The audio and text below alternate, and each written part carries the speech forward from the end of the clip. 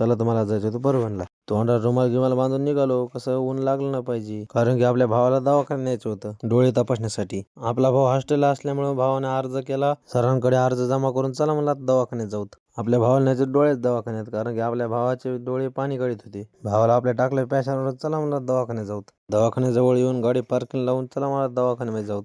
नाव नोंदणी करून बसलो, कारण की आपल्या आधी बकळ नंबर होते, कारण की आपला नंबर 17वा होता. आपला नंबर आल्यानंतर मठात आलो ना, आपल्या भावाला खुर्ची बसवलं. लगेच डॉक्टर साहेबांनी येऊन डोळ्याला मशीन लावली आणि तपासून घेतले डोळे. डॉक्टर साहेब म्हणले इतकं काय काळजी करायची गरज नाही, मी ड्रॉप देतो होऊन जाते क्लिअर म्हणले. नंतर आलो ब्लँकेटच्या दुकानावर, कसं हिवाळा सुरू म्हणलं आपल्या भावाला हिव वाटलं नाही पाहिजे, मग भावासाठी घेतलं एक ब्लँकेट. ब्लँकेट तर एकच नंबर होतं. ब्लँकेट तर घेणं झालं तर चला म्हणलं आता आपल्या भावाला हॉस्टेलला सोडून येऊ. आपल्या भावाला हॉस्टेल सोडून चला म्हणलं आता मानवतला, कारण की आपल्या मानवतला थोडं काम बी होतं. मानवत येऊन आपलं काम करून पंपा येऊन आपल्या हायबजाला 1 लिटर पेट्रोल घेतलं. आपली हायबजा ट्रॅक्टर सोबत असल्यामुळे आपल्या हायबजा मानवतला येणं होत नाही. पेट्रोल घेतलं चला म्हणलं आता गावाकडे. तर मी जातो गावाकडे, तुम्ही तेवढं लाईक आणि सबस्क्राईबचे बटन दाबा.